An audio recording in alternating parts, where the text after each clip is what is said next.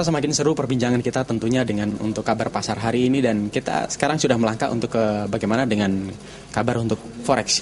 Bagaimana dengan analisis Pak Jimmy sendiri dengan adanya perkembangan untuk minyak yang semakin diindikasikan bahkan sampai mencapai 115 poin per barel. Kira-kira nanti untuk pada forex berpengaruh banyak nggak sih Pak untuk ke dolar sendiri, untuk ke mata uang lainnya juga seperti itu? Masing-masing instrumen memiliki fundamental sendiri. Jadi saya pikir walaupun minyak naik, korelasinya mungkin tidak begitu signifikan ya.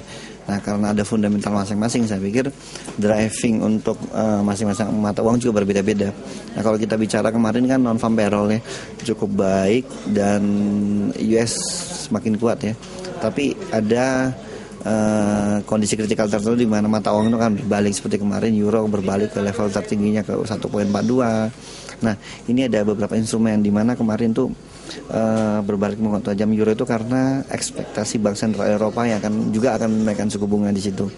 Nah, saya pikir instrumen itu yang mendrive euro kembali ke level tertingginya. Kemudian sterling, kita bicara sterling yang rentan karena kondisi outlooknya yang kurang bagus ya di bulan kemarin.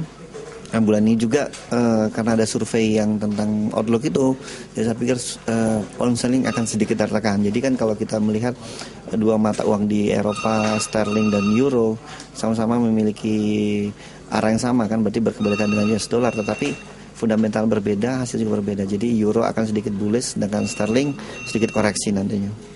Ini biasanya euro akan berindikasi juga ketika bagaimana dengan adanya kondisi untuk yield atau bond sendiri, hutang di sana. Kita tahu Gray seperti itu sangat sensitif sekali dengan adanya hutang seperti itu. Kira-kira untuk pengaruh ke mata uang euro sendiri, pound sterling terutama bagaimana Pak? Euro at least dalam weekly ini banyak data penting yang akan dirilis. Jadi kalau kemarin 1.42 pengaruhnya mungkin rebound sedikit. Nah, kalau dengan yield, tapi karena itu tadi adanya survei tadi ya, jadi yang mungkin euro akan menaikkan suku bunga. Nah, ini yang isu yang akan direspon sangat positif oleh investor. Nah, 1.42, 1.43 bukan hal tidak mungkin dalam minggu ini, tapi tergantung rilis ya, fundamental juga kembali kita. Nah, kalau sterling sendiri saya pikir masih koreksi lah, fase koreksi dalam minggu ini.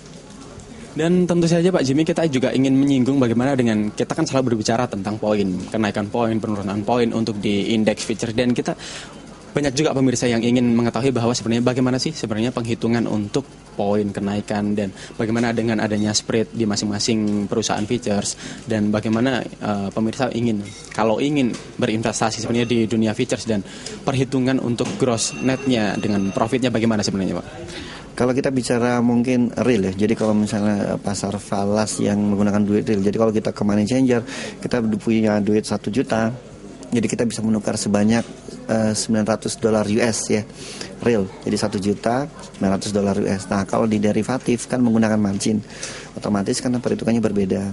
Nah, kalau kita bicara poin dengan spread yang ada sekarang, jadi misalnya dengan spread 2, spread 3 per poin kenaikan. Jadi kalau misalnya kita bicara euro ya sekarang ya, euro di 1.4222, dia naik 1 poin ke 4223, itu nilainya per poinnya itu $10. Jadi kalau misalnya kita mungkin investor ya ada membeli euro di poin 4223 naik hingga 43 misalnya. Jadi kan ada 20 poin itu. Nah, 20 poin dikali $10, jadi ada $200.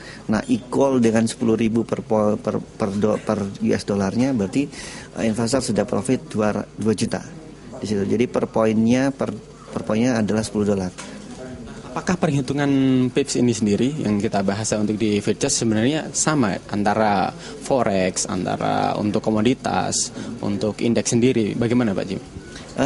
Sama aja, cuma yang membedakan adalah digit belakang biasanya. Nah, kalau di forex kan kebanyakan digitnya 4 di belakang koma. Kalau ada beberapa seperti yen itu 2 digit ya. Perhitungan juga sedikit berbeda, tapi kurang lebih sama. Kalau misalnya 1 poin dari $10, kalau di yen mungkin sekitar $11. Nah, kalau di komoditi karena 4 digit ya, 2 digit di belakang juga sama, tapi hitungannya adalah sen per poinnya. Jadi kalau kita bicara satu angka di depan koma itu nilainya $100 seperti itu. Melihat dengan perspektivitas untuk di investasi di future sendiri, high profit sekali sebenarnya. Tentu juga high risk juga ketika melihat untuk per poinnya saja bisa untuk 20 poin bisa mencapai 2 juta untuk sekali trading entry.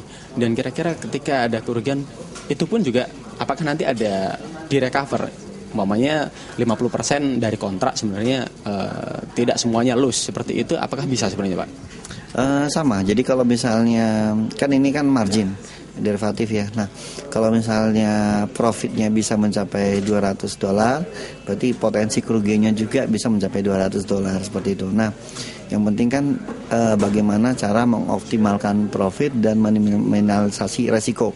Nah, kalau dengan platform yang kita punya sekarang, hampir semua di pusat future sekarang menggunakan namanya take profit dan stop loss. Nah, kalau dengan analisa yang kita punya, otomatis kita sudah tahu range trading. Seperti misalnya hari ini euro nggak akan bergerak sampai ke 42, 43, terbatas di harga itu. Jadi kalau kita buy atau beli, jadi kita akan batasi profit sebelum 43 dan membatasi kerugian sebelum 42 seperti itu. Jadi sangat adjustable untuk profit dan lossnya juga kita bisa atur tergantung dari resiko yang ingin kita ambil dan profit yang kita ingin capai tentunya. Tentu dengan analisis untuk market dan financial partner yang ada, dan tentu dengan trading sendiri mungkin investor yang sudah teredukasi itu akan memberikan shock terapi juga. Bagaimana dengan membawa investasi begitu besar dan mereka juga bisa menjalankan bisnisnya sendiri. Seperti memang sengaja kita singgung karena mungkin banyak pemirsa juga yang tidak semuanya mengerti bahwa perhitungan untuk di indeks future ini. Kita akan juga bertanya bagaimana dengan spread sendiri. Untuk di futures nanti kita lanjutkan perbincangan ini tetap di Real Market di segmen berikutnya pemirsa.